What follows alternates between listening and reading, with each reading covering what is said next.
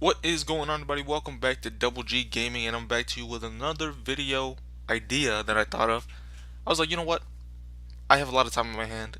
Let me go through WrestleMania of last year and book that card how I would have booked it, and then book the entire year of 2018, 2019 to get us to this WrestleMania with the exact same matches, but maybe a little bit more intrigue into these matches that we have. Now, obviously, I'm not going to be talking about every single feud. Triple H, Batista, Randy Orton, AJ Styles, Shane Miz. Those really don't really matter because they're not for titles, and I'm not really going to tell a story. I basically just want to take the championships and then spawn the rivalries from there, or the feuds, or the matches that are happening this year from those title matches and those title losses.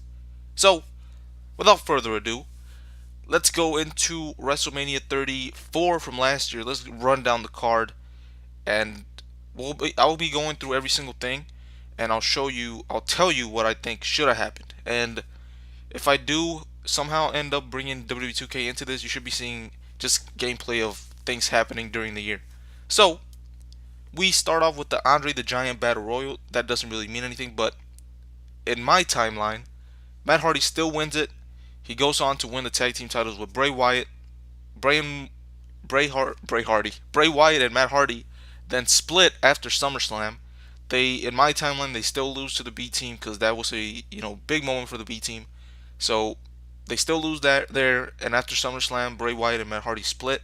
When Matt Hardy returns, though, to make a little bit of sense of why he's on SmackDown, you announced that he got traded for Shelton Benjamin, and that's why Shelton Benjamin was on Raw. If you guys remember that when he took on Seth Rollins, so that explains why Matt Hardy's on SmackDown and why Shelton is on Raw. So a little bit of explanation there goes a long way.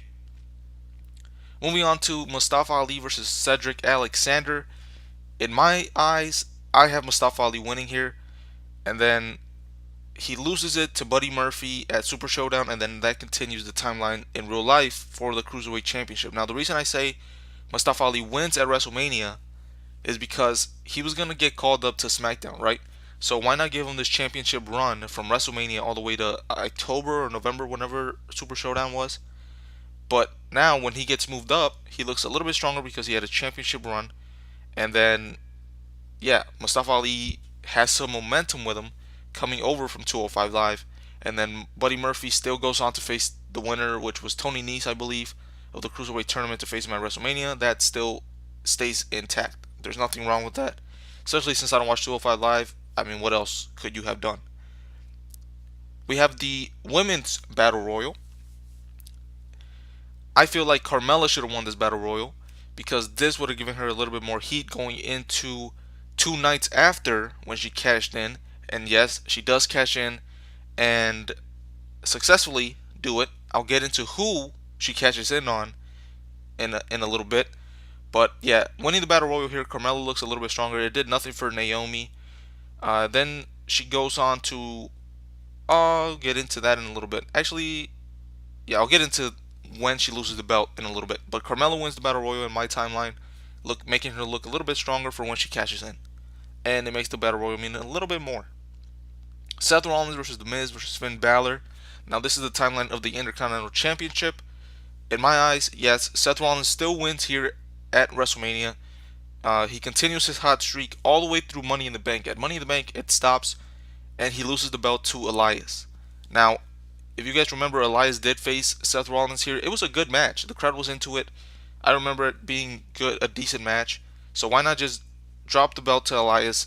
No need for him to lose it the night after to Dolph Ziggler. Dolph Ziggler doesn't need that. So Elias wins the championship. This increases Elias' stock. And if you can recall any good or any program that Elias has been in, taking him to a pay-per-view match, let me know because I don't remember anything. But now, because he has the Intercontinental Championship, at least for a couple months, he is relevant and he's in a storyline because of the belt. So Elias now has the Intercontinental Championship, but at SummerSlam, he loses it to Finn Balor. Finn Balor still comes out as a demon, but we don't have to sit through a damn Baron Corbin Finn Balor match, right?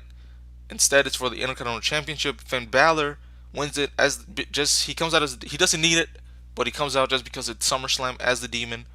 and takes the Intercontinental Championship from from Elias. Now Finn Balor takes the belt all the way through February, and then at the Elimination Chamber we have a chamber match for the IC belt, and Finn Balor loses it to Bobby Lashley. This way Bobby Lashley gets heat because he didn't really pin Finn Balor, so to speak, to get the belt. Sets up something. Finn Balor beats Lio Rush, Jinder Mahal if you still want to do that. But he doesn't touch Bobby Lashley until WrestleMania. From the Elimination Chamber all the way to WrestleMania, they don't touch again. Finn Balor has to go through hoops to get back, to earn a spot, to earn a rematch for the Intercontinental Championship. And yes, in my timeline, rematches do exist. I don't know why they took that away. So that sets up Bobby Lashley, Finn Balor, but in a more interesting way. Bobby Lashley won it at the Chamber, and they don't touch again until WrestleMania. And then Finn Balor comes out as the Demon, takes the belt. Oh, we'll leave it to your imagination. You can book whatever you want for this year's WrestleMania. But that's how we get to Bobby Lashley, Finn Balor at this year's WrestleMania from last year's IC title match, right? The timeline. That is what I would do. Seth Rollins goes, wins it at WrestleMania, loses it to Elias at Money in the Bank. Finn Balor wins it at Money in the Bank, or at SummerSlam from Elias. And then he loses it to Bobby Lashley in an Elimination Chamber match in February at the pay-per-view. And then he has to jump through hoops to get the rematch at WrestleMania. That sets up Finn Balor versus Bobby Lashley at WrestleMania. Moving on to Charlotte versus Asuka. Now, everybody and their mama probably thought Asuka was going to win here. And yes, of course, in my timeline, she is going to win the championship. But 2 nights later, she's going to get cashed in on by Carmella. Remember I said Carmella was going to still cash in? She's still going to do it. She's going to do it successfully. It's going to be the same exact thing that happened, but this time the roles are reversed. This time Asuka is the champion and Charlotte is not. But the Iconics still come out, attack Asuka to cause her to lose the championship. Now, we can have Asuka go after the Iconics at Backlash or the pay-per-view afterwards, while Charlotte gets a shot at Carmella. So we still have Carmella versus Charlotte at Backlash. Asuka's over here occupied with the Iconics trying to get revenge on them for costing her her belt. Alright, now we get to Money in the Bank. This is when Asuka actually got her championship rematch, or her championship shot in real life. But this is her championship rematch from WrestleMania, when she lost it to Carmella because she cashed in on her. But this time, Asuka wins the belt back, right? Because Carmella cashing in was a complete fluke, and you have to make it look that way. So Asuka wins it back here at Money in the Bank. You can still have James Ellsworth come out, whatever you want.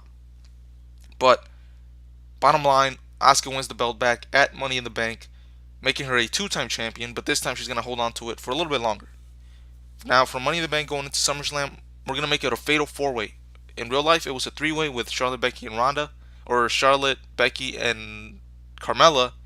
We're now going to add Asuka, the champion, to make it a fatal 4-way. Charlotte still wins, and Becky Lynch still turns on her afterwards. So Charlotte wins the championship at SummerSlam, Becky Lynch turns heel, but over the next couple months, we're going to see the change in Becky Lynch, right? Just like it did in real life. Becky Lynch you can have Charlotte face Becky Lynch all the way through Evolution, but Becky Lynch does not win the belt, right? Or you can have her face any other female on the roster. But Evolution, we get to the main event, not Nikki and Ronda. That's terrible. We have Charlotte, Becky Lynch, same exact match, last woman standing, but this time Becky Lynch finally gets the win. Big pop from the crowd. Awesome stuff. Becky Lynch regains the championship that she's been working hard to get back. And she does it at the main event of the first ever women's pay-per-view, right? Great story. So Becky Lynch has the championship. And in my timeline, I'm going to keep the injuries and the out-of-action stuff as it did in real life. So Becky Lynch still gets injured. She does not face Ronda Rousey at Survivor Series. Charlotte still does that. And she gets heat on Charlotte, or she gets heat on Ronda just like she did in real life, giving us a little bit of explanation, reason why we're going to get this triple threat at WrestleMania. Charlotte takes on Ronda. She gets disqualified. She still attacks her after the match. Moving on to TLC for the SmackDown Women's Championship. Asuka, Charlotte, Becky Lynch, 3-way TLC. You can still have that match. but Becky Lynch retains. This is really important because this extends Becky Lynch's title reign. She gets a win, a big win, over two top women. And then at the Royal Rumble, we move on. All right. Asuka wins the championship here, just to get us a little bit back on track. But Asuka gets the championship back, but this time Becky Lynch does not tap out. She passes out. This also gives an excuse to why she will not be in the Royal Rumble later on in the night. And the reason to that is because I have Charlotte winning the Royal Rumble. This gives all the reason that you need for Charlotte to be in this WrestleMania match with Ronda Rousey in the main event, right? So Charlotte wins the Rumble and Becky Lynch loses the championship. We don't see Becky Lynch for a little bit. I'll get into that. So Charlotte wins the Rumble and Charlotte goes after Ronda the next night on Raw. But she wants to get the the SmackDown Women's title for a chance to unify the belts at WrestleMania. So she goes on to the Elimination Chamber, faces Asuka for the Women's Championship on SmackDown, wins it, and then the next SmackDown, Becky Lynch returns. She wants her title rematch from the Royal Rumble that she never got back. And yes, again, title rematches do exist in this timeline for me. So we have the main event of SmackDown, Becky Lynch versus Charlotte for the SmackDown Women's Championship. And somehow, some way or another, Charlotte is just tired. You know what? She can't beat Becky Lynch all this night, all throughout this match. She gets disqualified. She gets counted out. One way or another, Charlotte walks out of that episode of SmackDown still the women's champion, and Becky Lynch has an excuse to get a rematch, or she has an excuse to get into something at WrestleMania, right? So at Fastlane, we're gonna go and have. They did a beat the clock challenge. You know what? I'll put a beat the clock challenge in my timeline as well. But this time is gonna make more sense and it's gonna be for something.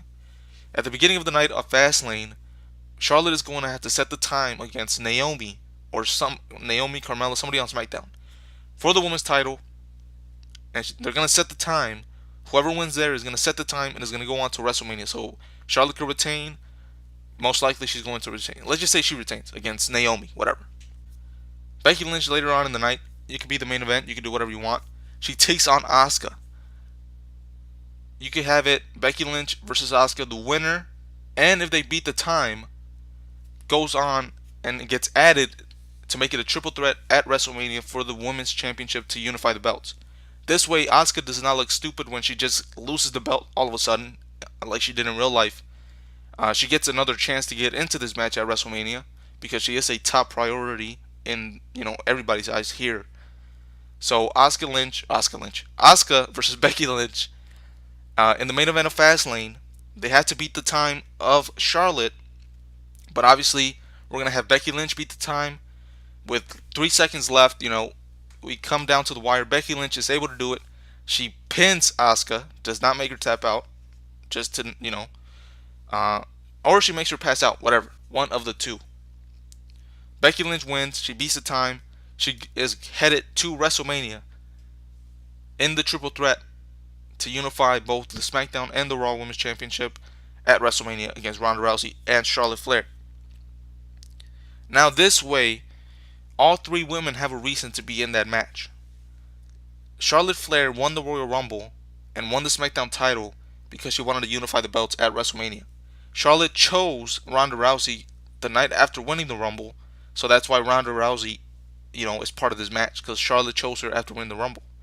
And then it was her choice to go after the SmackDown title later. And then Becky Lynch won her way into this match after beating the clock. So Becky's in this match because she has heat with Ronda, with Charlotte. Charlotte's in this match because she won the Rumble, and she chose Ronda afterwards, and now she has heat with Becky. Ronda's in this match because she has heat with Becky Lynch from Survivor Series, Becky Lynch from the Royal Rumble, Becky Lynch from all this shit that she's been talking on Twitter. And she has heat with Charlotte because she won the Rumble and she chose her, and she attacked her after her Survivor Series match. So all three of these women have a reason to be in this match, and both the Raw and the SmackDown title have a reason to be in the conversation. So hope you guys enjoyed that whole storyline around the triple threat women's main event. And in my eyes, that for sure main events WrestleMania. There's no if, ands, or buts. That's how I would do the SmackDown Women's title, the Raw Women's Championship, Nia Jax versus Alexa Bliss from WrestleMania 34. I still have Nia Jax winning. It still goes through the same exact timeline. Ronda Rousey wins the belt eventually at SummerSlam from Alexa Bliss, and she goes on through the entire Raw roster, all the way through WrestleMania and up until the women's main event. The United States Championship, Jinder Mahal versus Randy Orton versus Rusev versus Bobby Roode. In this timeline, you do put over Rusev. He was the hottest that he could be, and you give him, this U.S. Championship win at WrestleMania. There's no reason why you put it on Jinder Mahal. If you wanted to get it to Jeff Hardy, we're going to get there. We can still give it to Jeff if that's what you want. Rusev wins the U.S. Championship at WrestleMania. He has the belt. He takes it all the way through Extreme Rules. Now, at Extreme Rules, we had Shinsuke Nakamura and Jeff Hardy have a match, right, for the U.S. Championship. In my timeline, though, Nakamura is the WWE Champion. We'll get to that in a little bit. But we're still going to give Rusev this WWE Championship match at Extreme Rules. But he is the U.S. Champion. So what are you saying here? I'm saying we're going to do a belt-for-belt championship match at Extreme Rules, however you want to do it, in whatever match you want. At the end of it, Shinsuke Nakamura does win the championship, wins, and walks out as the U.S. and WWE Champion. So he looks strong so much that he walks out with both titles. After that, Rusev could go do whatever he wants. But Jeff Hardy, or AJ Styles now, since he lost the WWE Championship to Nakamura, we need something for him to do. So, a couple weeks later on an episode of SmackDown, you have Nakamura drop the U.S. title to AJ Styles. So now AJ Styles is the champion. AJ Styles goes on to SummerSlam to face Jeff Hardy for the U.S. title. Since Nakamura is going to be defending the WWE Championship, we need AJ Styles in a match. So AJ Styles defends against Jeff Hardy. That's a bigger match because we haven't seen him before. Instead of Jeff versus Nakamura again.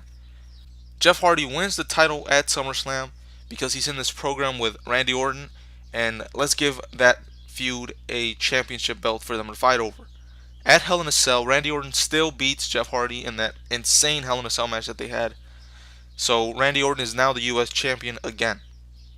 Randy Orton takes the U.S. title all the way through TLC, and he loses it there to Rey Mysterio. Now you might be saying, Rey Mysterio, what do you mean? Remember they had a feud around TLC time, so this time it's for a belt. It makes sense. They still put on that chairs match, I think it was. They can still do that. Rey Mysterio eventually wins it from Randy Orton, though, at the end of the night of TLC. Goes on to defend it against Andrade Cien Almas for a couple of weeks, a couple of episodes of SmackDown.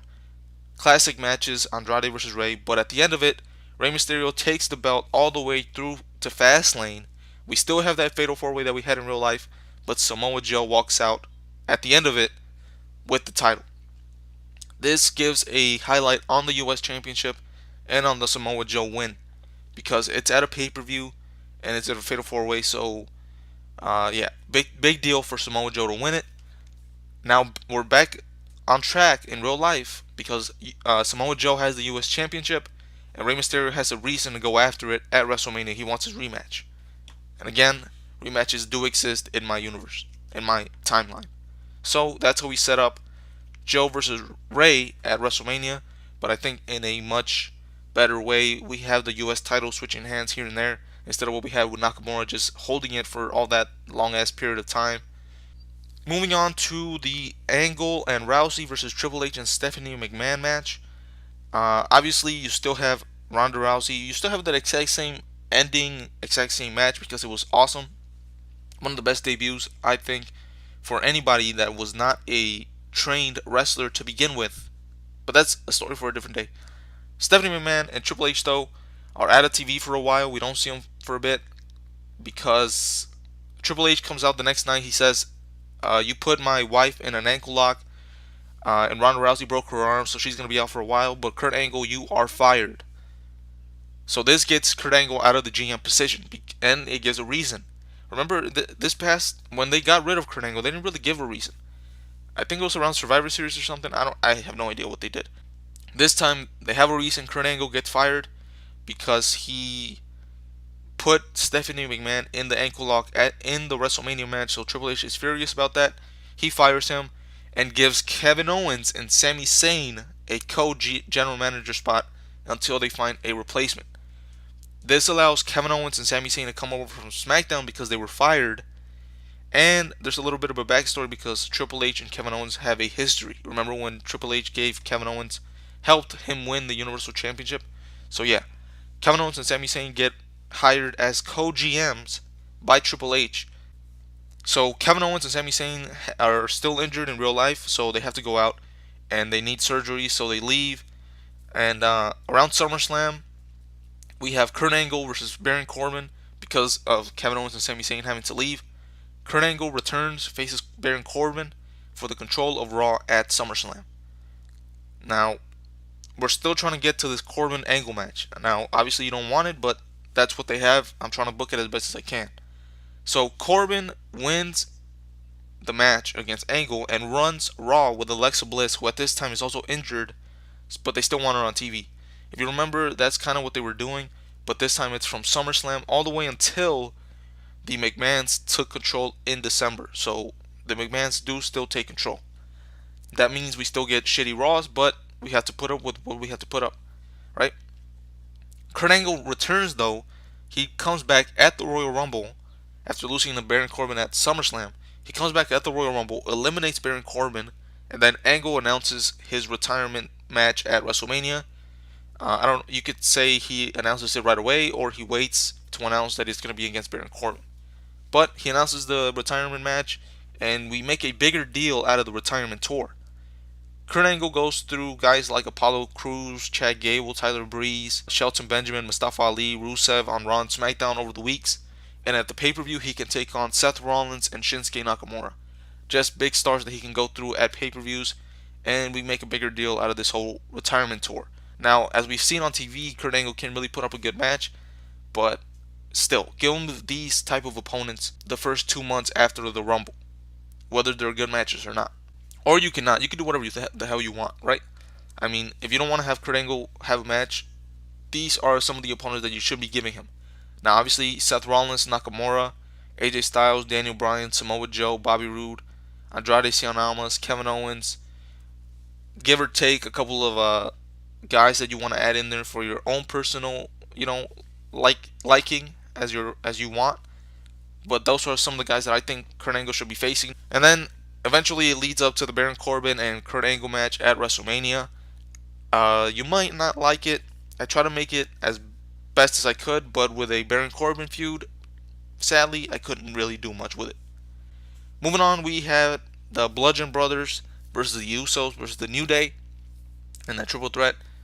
My timeline, I still have the Bludgeon Brothers winning, but since they got injured around SummerSlam, I'm not going to give it to the New Day. Instead, I'm going to give it to Sanity.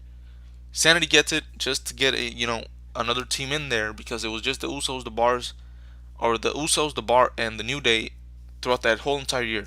Why not throw Sanity in there, right? They lose it to the New Day at SmackDown 1000 just to make that show a little bit better. The New Day did lose the championships, I think, to the Bar, but instead we're going to have the New Day winning it against Sanity at SmackDown 1000, just to kind of stay within the timeline of when the championships change hands. Moving on to TLC though, the New Day have the championships, but they lose it in a TLC match. You could have the Usos, the Bar, Sanity, and the Club in that in a TLC, but you have to make it a TLC match or a ladder match, just so it feels a little bit different. Out of it, the Bar win the titles because they're going to go on to face Shane McMahon and The Miz at the Rumble and lose it. What better team to lose it to or to win the titles from?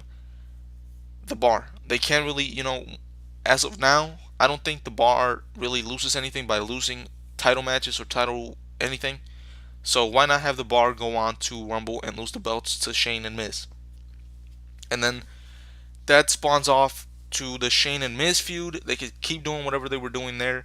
The Usos eventually win the titles back from Shane and Miz. And the Usos, I think they're going to go on to face the Hardys. I'm not sure yet. This is a week before WrestleMania, so I'm not sure. They haven't announced any SmackDown title match yet. But I'm guessing you go do Usos versus Hardys, and you do Shane and Miz. Moving on, we had The Undertaker versus John Cena. Not really came out of it, or I cannot really build onto that. So the same exact thing happens. Undertaker wins. Who cares? Next up, we have Bryan and Shane McMahon taking on Kevin Owens and Sami Zayn.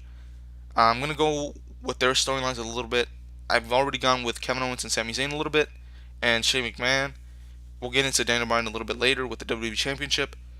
So yeah, Bryan and Shane still win here against Kevin Owens and Sami Zayn. That's as good as they could do. Now we have the match that should have been the match of the night, but it wasn't. But here's how we're going to make it the match of the night. Shinsuke Nakamura is going to win the championship here at WrestleMania. You can have him switch the belt back between him and AJ Styles, but we go all the way to Money in the Bank, and after Money in the Bank, Shinsuke Nakamura has to be the WWE Champion in the Last Man Standing match. You can have AJ Styles win it back, or you could just have Shinsuke run all the way through, just like AJ Styles ran all the way through in real life. But somehow, after Money in the Bank, I have Shinsuke Nakamura still the WWE Champion. This builds up not only Shinsuke Nakamura, but actually, that's all it does. It builds up Shinsuke Nakamura to a bigger star than he actually was coming out of this rivalry with AJ. We already said he won the US title, but then he loses it to AJ, so AJ Styles gets his heat back from that whole rivalry, winning the US title from Nakamura. Nakamura goes on to SummerSlam, loses the championship to Daniel Bryan. Yes, Daniel Bryan in my timeline wins. Since we didn't get Daniel Bryan versus The Miz at WrestleMania this year, who cares that we had Daniel Bryan and Miz at SummerSlam? Instead, we're going to give Daniel Bryan a bigger match, and it's going to be for the WWE Championship. Daniel Bryan wins the championship at SummerSlam, but Samoa Joe cashes in the Money in the Bank briefcase and leaves SummerSlam as your WWE Champion. And yes, in my timeline, Samoa Joe is the one who won the Money in the Bank ladder match. Because Braun Strowman did nothing with it, let's give it to Samoa Joe. He cashes in, leaves SummerSlam as WWE Champion. Samoa Joe goes on to face Daniel Bryan in Hell in a Cell, but Samoa Joe retains. We move on to the AJ Styles stuff that actually happened in real life. We can have the exact same storyline, but we have AJ Styles beating Samoa Joe for the WWE Championship, because per the storyline, AJ Styles needed to get his payback against Joe that was talking about his family. So now we not only built Samoa Joe and Shinsuke Nakamura to bigger stars because they won the title, even if it was for a short period of time. They won the championship, so we made bigger stars out of Samoa Joe and Shinsuke Nakamura. Now we're back on track. So, AJ Styles has the WWE Championship going into Survivor Series, but we're going to have Daniel Bryan win the belt back. And the reason I say that, because ever since Survivor Series, Daniel Bryan has been one of the best characters on SmackDown, and he's been the best WWE Champion that they probably could have. So yeah, we're going to get the championship from Samoa Joe to AJ Styles, and then Styles is still going to lose the championship to Daniel Bryan. And then from Survivor Series on, we're going to leave that storyline alone, that WWE title alone, and we're going to get to Daniel Bryan and Kofi Kingston, because that storyline has been played well and I don't want to mess with it. We still have Daniel Bryan and Kofi Kingston eventually going to WrestleMania 35 to fight for the WWE Championship. Moving on to the Raw Tag Team titles. You know what? Fuck that kid. The Bar are going to retain. That make no sense for that kid and Braun Strowman to win the championships. Nothing came out of it. Braun Strowman still looks like a fool today because of it. So we're going to skip that. The Bar are going to retain the Raw Tag Team titles. And they pin the kid in my timeline, so Braun has an excuse to why he lost. We continue with the Raw Tag Team titles though. In this timeline, the Bar are going to lose the belts eventually to Bray Hardy. I keep saying that. Bray Wyatt and Matt Hardy. Bray Wyatt and Matt Hardy eventually lose it to the B Team like they did in real life. But at SummerSlam, instead of the B Team continuing to win the titles or continuing to retain, they're going to lose it to AOP, who at this point are still going to be with Paul Ellering. And then after the match, Paul Ellering can leave the AOP. He can leave Akam and Razor, not Akam and Razor leave Paul Ellering, because now Paul Ellering has said, you know what, you guys can do it by yourselves. You have the titles. You don't need me anymore. And that sends off Paul Ellering. But at least we had a period of time where Paul Ellering was still by their side, right? At least on the main roster. AOP run through the division until the Revival win it from them at the Rumble or around the Rumble. I don't remember when one of the AOP got injured. So yeah, the Revival win it at the Rumble or around there. And at this point, Zack Ryder and Kurt Hawkins are back together. Side note, side feud, side storyline that I want to get into, but Hawkins is proving his worth to Zack Ryder by getting closer to a win each time with Zack Ryder by his side. He takes on Jinder Mahal, Apollo Crews, Heath Slater, Tyler Breeze. He gets close to getting a win, right? Leading up to Elimination Chamber, he faces off against Victor and Connor right before, and he gets so close to wins that at the pay-per-view, we have a match: Kurt Hawkins and Zack Ryder versus the Ascension. Kurt Hawkins is just getting destroyed, but he's not giving up. The Ascension is a team that can lose this and be fine with it, and Kurt Hawkins can get a win and get a huge reaction from the crowd. Finally, after getting a win, Zack Ryder gets taken out by the Ascension. Uh, so Kurt Hawkins, I don't know why I said Johnny Gargano, but Kurt Hawkins eventually pulls off the miracle, gets the win on the Ascension by himself after Zack Ryder got taken out. But it was just like a takeout. He didn't get taken out or dragged out. He just got taken out in a traditional tag team match kind of way. But Kurt Hawkins eventually gets the win on the Ascension. Big deal on pay-per-view, big time. Ryder and Hawkins celebrate, stand tall, hoopla, hoorah, all of the above.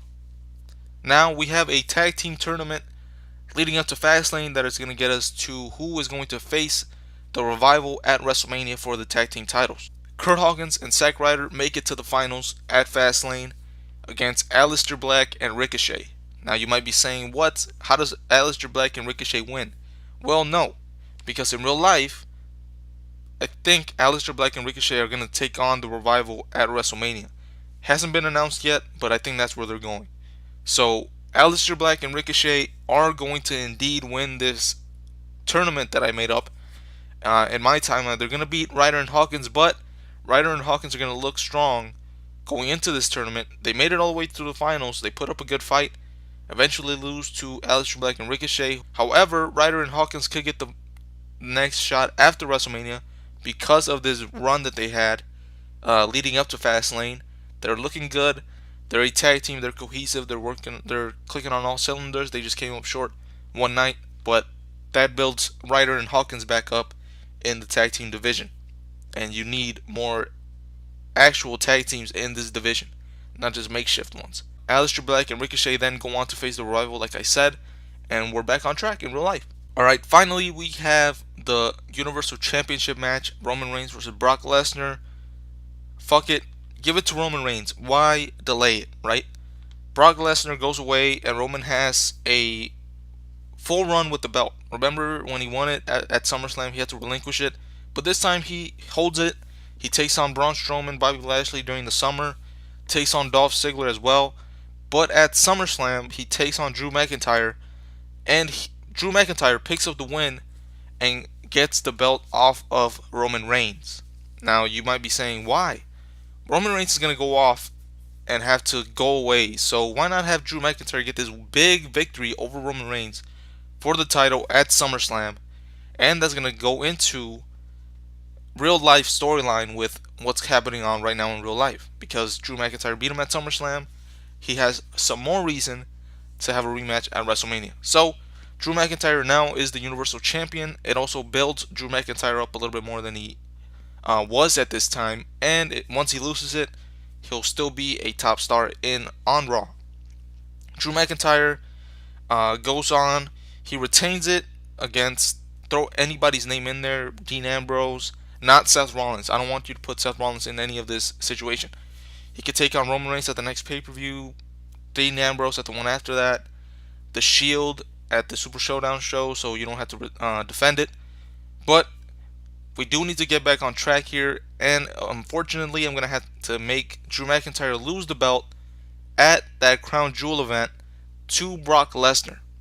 Now, the reason why I want to do that is because that Brock Lesnar match between him and Daniel Bryan at Survivor Series was a critical match for Daniel Bryan to have in order to build that character that he's worked on, to build that character a little bit more, and that match was a critical point in the storyline for Daniel Bryan. So We're still gonna need to have that Brock Lesnar Daniel Bryan match. Could Drew McIntyre still kill Daniel Bryan the same way Brock Lesnar did?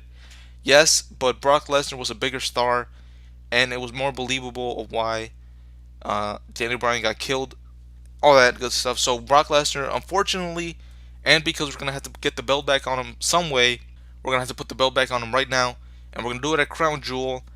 But we can have a three-way. Throw Braun Strowman in that mix, and Braun Strowman is the one who gets pinned, so Drew McIntyre doesn't look weak. So yeah, and then Braun Strowman is just expendable now because he means absolutely nothing in real life. So why should we care to make him anything in my fake universe, right? So now Brock Lesnar has a championship, and let's see here. Brock Lesnar is still gonna have a match against Finn Balor at the Royal Rumble, but remember, in my timeline, Finn Balor is the Intercontinental Championship, or he is the Intercontinental Champion at this time. So when he loses to Brock Lesnar, and yes, he still unfortunately has to lose, it doesn't really matter if he comes out as the Demon because he's already the champion, and he's just trying to get another one, right? But unfortunately, Brock Lesnar still wins here, and I don't know why I keep saying unfortunately. My bad. Brock Lesnar retains. Finn Balor does not look that weak though because he's still a champion and he put up a good fight just like he did in real life, right? So Brock Lesnar goes on, and Seth Rollins still wins the Royal Rumble. The next night, Brock Lesnar still kills him like he did in real life, gives him the 6 F5s. Paul Heyman afterwards says Brock Lesnar will not be at WrestleMania to defend his title because he does not think Seth Rollins is worthy. This lights a fire in Seth Rollins, and he goes on, takes out guys, takes out Braun Strowman, Drew McIntyre. Like I said earlier, Kurt Angle could face Seth Rollins at the Elimination Chamber after announcing his retirement tour. Seth Rollins can get a win on Kurt Angle. So then, the next night, after the Elimination Chamber pay-per-view, Brock Lesnar returns out of nowhere, attacks Seth Rollins again, showing that he was watching, paying attention, even though we know that's not the case. But in my timeline, in my storyline telling, Brock Lesnar was paying attention. He was scouting Seth Rollins. Now he deems him to be a threat. He comes back, attacks him the night after the Chamber. So now Seth Rollins can still go on to reunite with the Shield. Brock Lesnar still goes away because he always does, whatever. But he goes on to reunite with the Shield.